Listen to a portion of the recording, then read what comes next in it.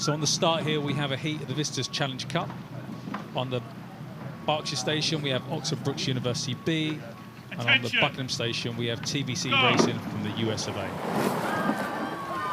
So as you can see, both crews are off the start clean. And obviously being a Cox's boat, someone in this particular boat will be steering with using the rudder with their foot, which in both of these boats is the bow person, or the bow people.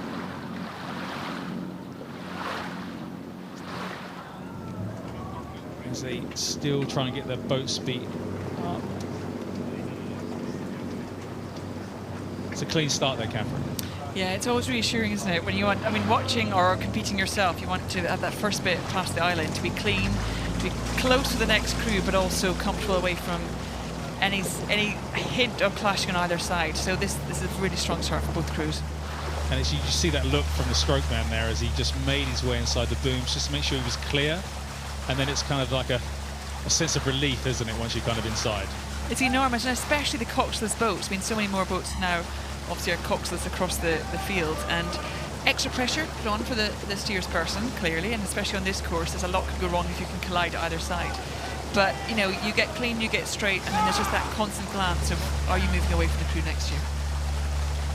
But as we can see, TBC Racing from the USA have taken an early lead over Oxford Brookes University B, and there's a huge contingent of Oxford Brookes boats at the regatta this year. They've flooded the entries, and obviously having a B boat in this event just shows the depth of talent they have. Yeah, Oxford Brookes has been such a dominant force for a long time now at university rowing, but obviously they've been seeing it being competitive beyond just the university events. And like you said, we've seen them in all different boat classes. The 4s and 8s have been really strong, and they want to change what's happening down this course at the moment. They won't be comfortable sitting a length behind. You see both crews now into their rhythm as they're approaching the barrier. You've kind of settled into your rhythm now. You've settled down. You've had that frantic start of trying to get out the blocks as quickly as possible. You can just see the images there of the course. There's obviously a slight headwind today, and also that slows down the racing.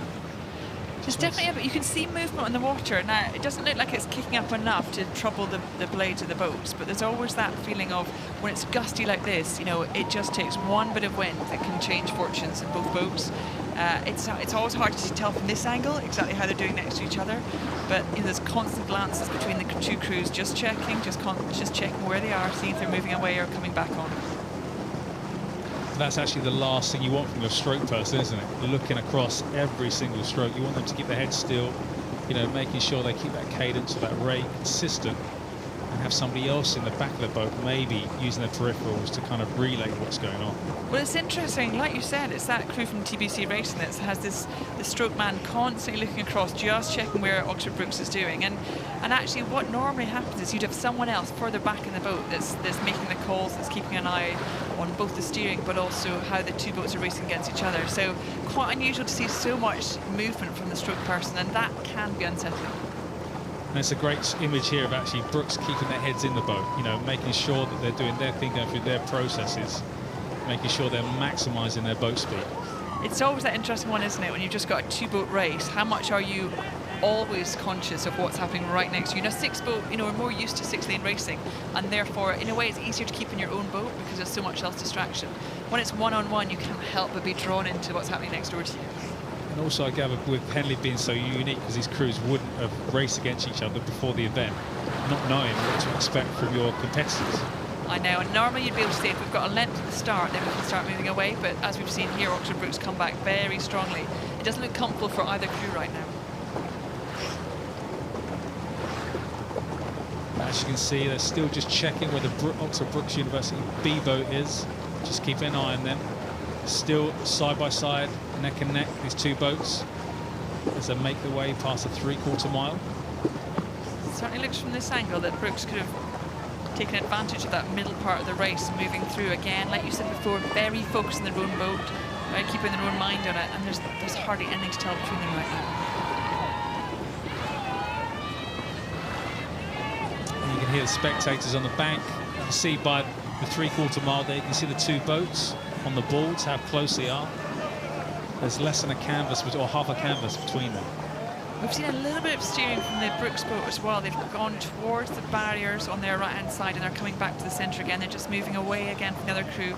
back towards their bow. So I don't know if that's the wind affecting or the stream or what's happening, but they seem to be having a slight steering issue, and again that can be unsettling for the crew.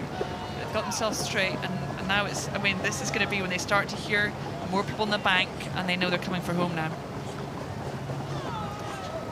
And this is actually part of the race where you're kind of really in the middle, isn't it? You know, you're kind of detached from both banks. It's kind of, you know, that gladiatorial race of that fist fight, being side by side like this. I know, and like we can see, there's basically a canvas in it. So in a way, if you're this close, it's very hard to feel comfortable in your own rhythm. You cannot help but be constantly aware of what's happening next to you. It looks like to me that TBC Racing could be pulling slightly ahead again. They've obviously put a push in there, but I don't think Oxford Brookes will let them get away with this. It's going to be interesting as they come towards regatta enclosures, whether Oxford Brookes decide to turn the screw, you know, and who starts to make that kind of cadence change or going through the gears as they start to move towards the finish. And this is again, we've seen Oxford Brookes come very close to their side of the booms, which won't be comfortable. It's never comfortable if you're on that side of the boat, on the stroke side, when you feel like you're just centimetres away from those booms. They've come back to the middle, they've come much closer to TBC Racing now, and you know, you can sense that finished crowd. You know this is all to play for. And it's that overcorrection, isn't it? When you start steering, you start to think you need more than you actually do, then you overcorrect it. But you've just seen the Brookes boat do that. They came way out into the middle. Oh. And that's the impact. That's always the risk of this course. If you get too close to those booms, then there's nothing to do but impact and you stop. They're so unforgiving, aren't they? Once you hit them, it's solid. It's not going anywhere. It's not going in, and you know, at this point, if you're in TBC Racing, you sense that. You feel like you've probably heard that as well. You're going to seize the advantage. They've now pulled well clear of Brookes. It's going to be hard for Brookes to make an impact, especially they're still far too close to those booms. And that's been a challenging race there, you know, trying to get off the booms. You know, they're made of solid oak, so they are definitely not going to go anywhere. If you hit those at speed, they can quite easily just break your blade. Oh, I know. It's so disappointing, because it'll feel for those four athletes that they haven't been able to put in the full race they'd want to, because as soon as you get steering issues like that and hitting off the sides, there's no way you can fulfill your potential. And also being so close to the finish as well, there's no way to kind of get back on track and get back in contact, even though it would have been very difficult because they were so close together. But fair play to TBC, kept their minds on the job and delivered an outstanding race there. So TBC crossed the line first in that heat of the Visitors Challenge Cup against Oxford Brookes University B. They'll progress on to tomorrow's final. So as you can see, winners there, TBC from the US of A in the Temple Visitors Challenge Cup.